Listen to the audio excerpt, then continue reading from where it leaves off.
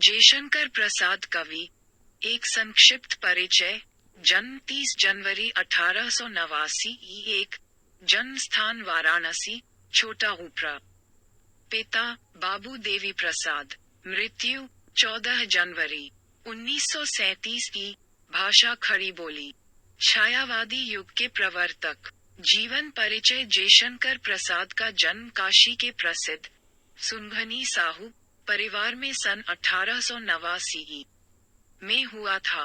पिता बाबू देवी प्रसाद एवं बड़े भाई का स्वर्गवास इनके बाल्यकाल में ही हो गया था। पिता ने प्रसाद की शिक्षा दीक्षा की उचित व्यवस्था की थी, किंतु उनके निधन के पश्चात प्रसाद जी की शिक्षा का क्रम नियमित रूप से नहीं चल सका। पारिवारिक व्यवसाय का सारा बोझ इन्हीं को उठाना पड़ा। घर पर ही इन्होंने अंग्रेजी, हिंदी, बंगला एवं संस्कृत भाषा का ज्ञान प्राप्त किया। प्रसाद जी को जीवन में अनेक विपत्तियों का सामना करना पड़ा। 3 पत्नियों की मृत्यु हुई। अनेक मुकदमे लड़ने पड़े। अपने पैतृक कार्य को करते हुए भी इन्होंने अपने भीतर काव्य प्रेरणा को जीवित रखा। इनका जीवन बहुत सरल था। सभा सम्मेलनों की भीड़ से ये दूर ही रहा करते थे। अत्यधिक श्रम तथा जीवन के अंतिम दिनों में राजयक्ष्मा से पीड़ित रहने के कारण 1937 को 48 वर्ष की अल्पायु में ही इनका निधन हो गया। साहित्यिक सेवाएं। प्रसाद जी आधुनिक हिंदी काव्य के सर्वप्रथम कवि थे। इन्होंने अपनी कविताओं में सूक्ष्म अनुभूतियों का रहस्यवादी चित्रण प्रारंभ किया, जो इनके काव्य की एक प्रमुख विशेषता है। इनके इस नवीन प्रयोग ने काव्य जगत में एक क्रांति उत्पन्न कर दी और छायावादी युग का सूत्रपात किया। इन्होंने काव्य सृजन के साथ ही हंस एवं इंदु नामक पत्रिकाओं का प्रकाशन भी कराया। कामायनी पर इनको हिंदी साहित्य सम्मेलन ने मंगला प्रसाद पारितोषिक प्रदान किया था। रचनाएं। प्रसाद जी की प्रमुख रचनाएं इस प्रकार हैं। 1. काव्य कामायनी।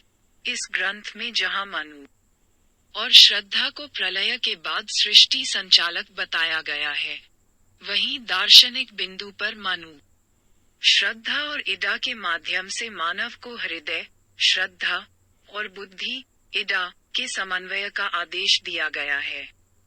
आंसू। यह आधुनिक हिंदी साहित्य की अनुपम धरोहर है।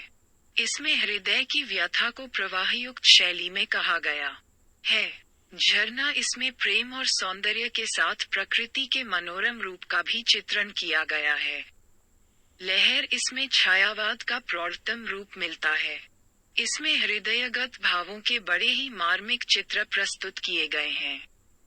कानन कुसुम। इसमें खड़ी बोली की 6 कविताएं तथा शेष छायावादी गीत हैं। चित्राधार। इसमें प्रसाद जी की प्रारंभिक ब्रज भाषा की रचनाएं संकलित हैं। महाराणा का महत्व। प्रेमपथिक इनकी अन्य प्रमुख रचनाएं हैं। 2. नाटक। प्रसाद जी एक सफल नाटक लेखक भी थे।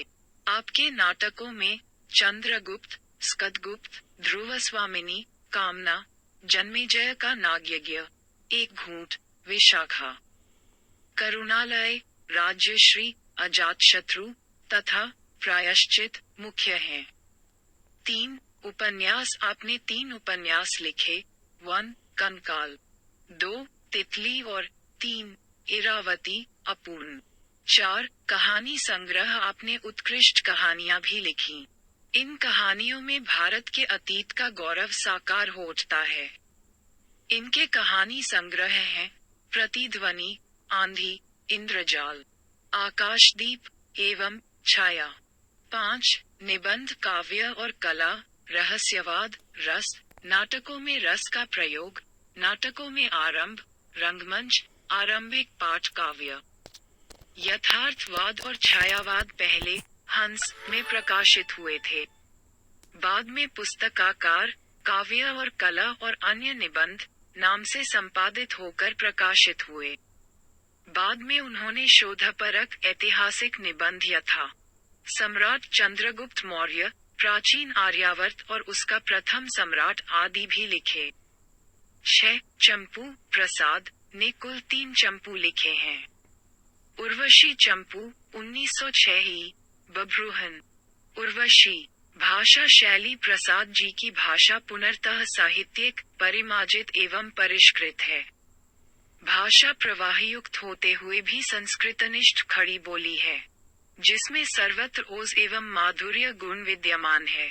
अपने सूक्ष्म भावों को व्यक्त करने के लिए प्रसाद जी ने लक्षणा एवं व्यंजना का आश्रय लिया है। प्रसाद जी की शैली काव्यात्मक चमत्कारों से परिपूर्ण है। संगीतात्मकता एवं लय पर आधारित इनकी शैली अत्यंत सरस एवं मधुर है। पुनर्मिलन चौंक उठी अपने विचार से कुछ दुरागत ध्वनि सुनती। इस निस्तब्ध निशा में कोई चली आ रही है, कहती, अरे बता दो मुझे दया कर, कहाँ प्रवासी है मेरा। उसी बावले से मिलने को डाल रही हूँ मैं फेरा। रूठ गया था अपनेपन से अपना सकीना उसको मैं। वह तो मेरा अपना ही था, भला मनाती किसको मैं। यही भूल अब शूल सदृश हो, साल रही उर में मेरे, कैसे पाऊंगी उसको मैं, कोई आकर कह दे रे। इडा उठी, दिख पड़ा राजपथ, धुंधली सी छाया चलती। वाणी में थी करुण वेदना, वह पुकार जैसी जलती। शिथिल शरीर वसन विशृंखल, कब्री अधिक अधीर खुली। छिन पत्र मकरंद लुटी सी, ज्यों मुरझाई हुई कली। नव कोमल अवलंब साथ में वह किशोर उंगली पकड़े। चला आ रहा मौन धैर्य सा अपनी माता को जकड़े। थके हुए थे दुखी बटोही, वे दोनों ही माँ बेटे, खोज रहे थे भूले मनु को जो घायल होकर लेटे। इडा आज कुछ द्रवित हो रही दुखियों को देखा उसने। पहुंची पास और फिर पूछा, तुमको बिसराया किसने। इस रजनी में कहाँ भटकती जाओगी तुम, बोलो तो। बैठी आज अधिक चंचल हूँ, व्यथा गांठ निज खोलो तो। जीवन की लंबी यात्रा में खोए भी हैं मिल जाते। जीवन है तो कभी मिलन है। कट जाती दुख की रातें। श्रद्धा रुकी कुमार श्रांत था, मिलता है विश्राम यहीं। चली इडा के साथ जहाँ पर वहनी शिखा प्रज्वलित रही। सहसा धधकी वेदी ज्वाला मंडप आलोकित करती। कामायनी देख पाई कुछ पहुंची उस तक डग भरती। और वही मनु, घायल सचमुच तो क्या सच्चा स्वप्न रहा। आह प्राण प्रिय, यह क्या, तुम यूं, घुला हृदय वन नीर बहा। इडा चकित, श्रद्धा आ बैठी, वह थी मनु को सहलाती। अनुलेपन सा मधुर स्पर्श था, व्यथा भला क्यों रह जाती। उस मूर्छित नीरवता में कुछ हल्के से स्पंदन आए। आंखें खुली, चार कोनों में चार बिंदु आकर छाए। उधर कुमार देखता ऊंचे मंदिर, मंडप, वेदी को। ये सब क्या है नया मनोहर, कैसे ये लगते जी को। माँ ने कहा, अरे आ तू भी देख, पिता हैं पड़े हुए। पिता आ गया लो, ये कहते उसके रोए खड़े हुए। माँ जल दे, कुछ प्यासे होंगे क्या, बैठी कर रही यहाँ। मुखर हो गया सूना मंडप, ये सजीवता रही कहाँ। आत्मीयता घुली उस घर में, छोटा सा परिवार बना। छाया एक मधुर स्वर, उस पर श्रद्धा का संगीत बना। कामायनी के निर्वेद सर्ग से